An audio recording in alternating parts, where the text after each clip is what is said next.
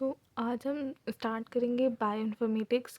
क्योंकि क्या है कि ये ना बहुत ज़्यादा सर्च टॉपिक है और मुझे बहुत से लोगों ने बोला कि बायोइन्फॉर्मेटिक्स पर वीडियोस बनाइए। तो इसलिए जो एंटीबायोटिक्स वाला टॉपिक चल रहा था, आई थिंक एंटीबायोटिक्स नहीं, एंटीबॉडी वाले जो सीरीज़ चल रही थी उसे हम बाद में कंप्लीट करेंगे। पहले हम बायोइन्फॉर्मेटिक्स स्टार्ट कर रहे हैं और इसे पूरा कंप्लीट करेंगे। इसमें जितने भी टॉपिक्स हैं उसे कवर करेंगे। उसके बाद हम एंटीबॉडी वाला चैप्टर स्टार्ट करेंगे, ठीक है। तो सबसे पहले हम बायोइन्फॉर्मेटिक्स है क्या ये समझते हैं। और फिर उसके बाद उसका स्कोप क्या है, एप्लीकेशंस क्या है और लिमिटेशंस क्या हो सकती हैं, ये सब देखेंगे, ठीक है। तो सब बायो इन्फॉर्मेटिक्स वर्ड क्या है ये समझना चाहिए हमें।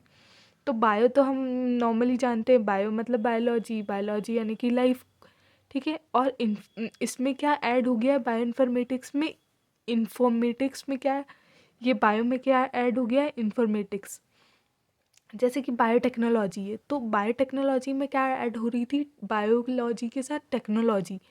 लेकिन इसमें क्या ऐड हो रहा है, इन्फॉर्मेटिक्स। इन्फॉर्मेटिक्स यहाँ पे क्या हो रहा है, मतलब कि डेटा प्रोसेसिंग, ठीक है। तो इंट्रोडक्शन में हम इतना समझ में आया क्या है कि बायो मतलब बायोलॉजी और इन्फॉर्मेटिक यानी डेटा प्रोसेसिंग। तो बेसिकली बायोइन्फॉर्मेटिक्स है क्या, बायोलॉजिकल डेटा की प्रोसेसिंग को हम बायो इन्फॉर्मेटिक्स बोलेंगे, ठीक है। अब हम इसमें कवर करेंगे इंट्रोडक्शन, डेफिनेशन, एप्लीकेशन, स्कोप और लिमिटेशंस। ये क्या है, बायोइन्फॉर्मेटिक्स न्यूली इमर्ज्ड डिसिप्लिन है कंप्यूटेशनल एनालिसिस के लिए और स्टोरेज के लिए बायोलॉजिकल डेटा को। अब क्या है, आजकल हर चीज़ कंप्यूटराइज्ड है, इसलिए क्या है, बायोलॉजी भी पीछे तो रहने वाली है नहीं। तो इसमें भी एक ब्रांच है बायोइन्फॉर्मेटिक्स। उसमें क्या है कि कंप्यूटेशनल एनालिसिस होता है और स्टोरेज होता है बायोलॉजिकल डेटा का, और इस फील्ड को ही हम बायोइन्फॉर्मेटिक्स बोलते हैं। तो बेसिकली है क्या, बायोइन्फॉर्मेटिक्स फील्ड है जिसमें बायोलॉजी, कंप्यूटर साइंस और आईटी यानी कि इंफॉर्मेशन टेक्नोलॉजी तीनों मर्ज होते हैं और एक सिंगल फील्ड बनाते हैं, जिसमें हम क्या करेंगे, मैनेज करेंगे डेटा को, जो भी बायोलॉजिकल डेटा आएगा उसको मैनेज करेंगे, फिर एनालाइज करेंगे किसके थ्रू, एडवांस्ड टेक्निक्स के थ्रू। और ये एडवांस्ड टेक्निक्स हम आगे देखेंगे, लेकिन अभी के लिए हम ये क्या समझेंगे कि बेसिकली बायो इन्फॉर्मेटिक्स क्या है, एक ऐसी फील्ड है जिसमें बायोलॉजी भी होता है, कंप्यूटर साइंस भी होता है और इंफॉर्मेशन टेक्नोलॉजी भी होता है। तो इंटरेस्टिंग तो है ये बात कि कैसे कोई बायोलॉजी को कंप्यूटेशनल वर्क से जोड़ रहा है। तो अगर आप सीखेंगे तो ये ऑब्वियसली बहुत इंटरेस्टिंग सब्जेक्ट है और मेरा पर्सनल फेवरेट है ये सब्जेक्ट। और फिर डेफिनेशन की बात करें तो यार डेफिनेशंस तो मुझे लगता है कि रट्टू तोता वाली बात है कि ना, keeping in the view all the facts in bioinformatics can be defined as storage, analysis and searching और रिट्राइवल ऑफ डेटा। रिट्राइवल या सर्चिंग बात एक ही है, सर्चिंग यानी ढूंढना और रिट्राइवल यानी निकालना, ठीक है। तो इसे हम याद कर कैसे करेंगे, स्टोरेज, एनालिसिस एंड सर्चिंग और retrieval of data is known as bioinformatics. Example के लिए है कि अमीनो एसिड सीक्वेंस है या और स्ट्रक्चरल इंफॉर्मेशन प्रोटीन्स की, ये क्या है, बायोइन्फॉर्मेटिक्स का एग्जाम्पल है।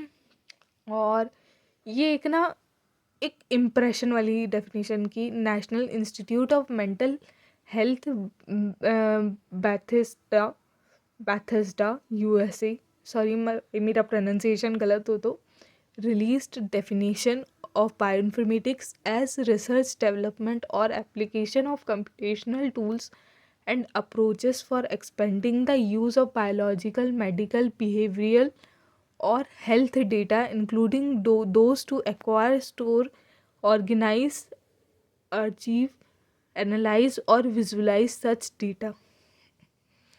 ये एक शॉर्ट सिंपल सी, और ये national Institute of Mental health ने जो डेफिनेशन रिलीज़ करी है वो है, ठीक है।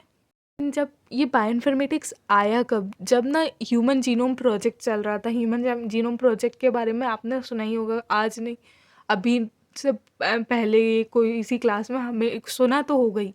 तो उस टाइम पे जो ये बायोइन्फॉर्मेटिक्स वर्ड है ना, उसके वो उसमें थोड़ा इंटरेस्ट आया लोगों का, और जब से ही ये इसकी बात शुरू हुई थी, ठीक है। तो और जो प्रैक्टिकल एस्पेक्ट है बायोइन्फॉर्मेटिक्स का, वो क्या है कि कोड ऑफ लाइफ को अंडरस्टैंड करना है, यानी कि जो क्या कह सकते हैं हम, कोड ऑफ लाइफ को अंडरस्टैंड करना है, यानी कि जो चीज़ें हमारे बॉडी में हैं वो सब चीज़ों को एनालाइज करना कंप्यूटेशनली, ये सब चीज़ें understanding the code of life है, ठीक है। Decode the information reside in nucleotide sequence.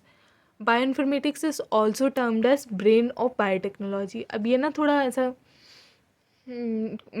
MCQ type of question है कि बायोइन्फॉर्मेटिक्स को और भी क्या कहते हैं, तो इसे हम ब्रेन ऑफ बायोटेक्नोलॉजी कहते हैं, ठीक है।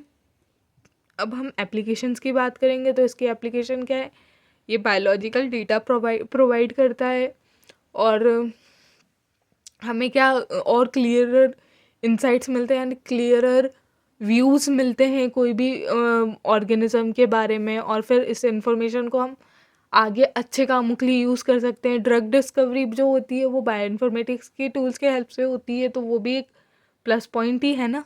तो और क्या है, अमीनो एसिड का सीक्वेंस हम देख सकते हैं, हम पता कर सकते हैं, और फिर प्रोटीन्स का सीक्वेंस देख सकते हैं, मतलब पता कर सकते हैं, और क्या है, प्रोटीन्स के फंक्शंस देख सकते हैं, ये सब चीज़ें, ठीक है। स्कोप की बात करें तो बायोइन्फॉर्मेटिक्स आज का स्कोप बहुत ज़्यादा आज की डेट में बढ़ चुका है, और सबसे ज़्यादा स्कोप इसका कहाँ पर है, हॉस्पिटल्स में, हेल्थ केयर कंपनीज़ में, डेटा साइंस कंपनीज़ में इसका बहुत ज़्यादा स्कोप है, ठीक है। और ये क्या डिस्कवरी ऑफ न्यू ड्रग्स में यूज़ होता है। मैंने अभी आपको ये एप्लीकेशंस में बोला कि इसको ड्रग डिस्कवरी के लिए यूज़ करते हैं, तो ये है। फिर इसे क्या नाम है, अपन इसलिए भी यूज़ कर सकते हैं क्रॉप मैनेजमेंट के लिए, क्रॉप प्रोडक्शन के लिए, पेस्ट कंट्रोल के लिए, ये सब इम्प्रूव करने के लिए भी हम बायोइन्फॉर्मेटिक्स का यूज़ कर सकते हैं। अब ये चीज़ें कैसे हो रही हैं, ये तो हम ऊपर के तौर पे समझ रहे हैं कि ना स्कोप क्या है, लेकिन इसकी भी अलग अलग प्रोसेस होती है कि क्रॉप मैनेजमेंट को इम्प्रूव करने के लिए हम कौन सी बायोइन्फॉर्मेटिक्स की टेक्निक यूज़ करेंगे, वो एक पूरा अलग टॉपिक हो जाएगा, ठीक है। लेकिन अब क्या है, सब चीज़ में अच्छाई भी होती है तो बुराई भी होती है। अब लिमिटेशंस की बात करें ना, तो सबसे बड़ी लिमिटेशन है इसकी कि इसके मतलब लैक ऑफ डेटा, यानी कि बहुत कम डेटा अवेलेबल है जिस पे वर्क कर सकें, और फिर क्या है, हाई मेंटेनेंस कॉस्ट, और ऑब्वियस है मशीनरी काम है तो मेंटेनेंस कॉस्ट भी इसका बहुत ज़्यादा हाई रहता है। तो आज में हमने देखा कि ना डेफिनेशन नॉर्मल सी, बायोइन्फॉर्मेटिक्स क्या होता है, बायोलॉजीज डेटा प्रोसेसिंग, मतलब बायोलॉजिकल डेटा जो होता है उसकी प्रोसेसिंग को हम बायोइन्फॉर्मेटिक्स बोलते हैं। ये 3 ब्रांच होती है इसमें, बायोलॉजी, कंप्यूटर साइंस और इंफॉर्मेशन टेक्नोलॉजी, ये तीनों को मर्ज करके बना है, ठीक है। और इसकी एक सिंपल और एक अच्छी डेफिनेशन क्या है, स्टोरेज, एनालिसिस एंड सर्चिंग और रिट्राइवल ऑफ डेटा, ये क्या है, इसकी एक पर्टिकुलर सी डेफिनेशन है। यानी कि हम इसमें स्टोर कर, यानी कि बायोइन्फॉर्मेटिक्स बेसिकली क्या है, स्टोर करना डेटा को, उसको एनालाइज करना, और फिर बाद में हम उसे सर्च कर सकते हैं या फिर व्यू कर सकते हैं, ठीक है। और फिर इसके बाद हमने देखी एप्लीकेशंस, जो कि थी drug discovery, then biological data provide करना, देन क्लियरर व्यूज़ लेना, फिर इंफॉर्मेशन को मैनकाइंड के वेलफेयर के लिए लगाना, देन अमाइनो एसिड के सीक्वेंस को पता करना, देन स्ट्रक्चर ऑफ प्रोटीन को पता करना, और फिर प्रोटीन के फंक्शंस को प्रिडिक्ट करना, ठीक है। स्कोप की बात करें तो ये हेल्थ केयर कंपनीज़ में यूज़ होता है, डेटा साइंस कंपनीज़ में यूज़ होता है, और फिर ड्रग डिस्कवरी के लिए यूज़ में होता है, इम्प्रूवमेंट ऑफ क्रॉप मैनेजमेंट और क्रॉप प्रोडक्शन में यूज़ में होता है। लिमिटेशन की बात करें तो लैक ऑफ डेटा है और हाई मेंटेनेंस कॉस्ट है। तो अगर आपको ये वीडियो अच्छी लगी तो प्लीज़ इसे लाइक कीजिएगा, शेयर कीजिएगा और सब्सक्राइब करना ना भूलिएगा।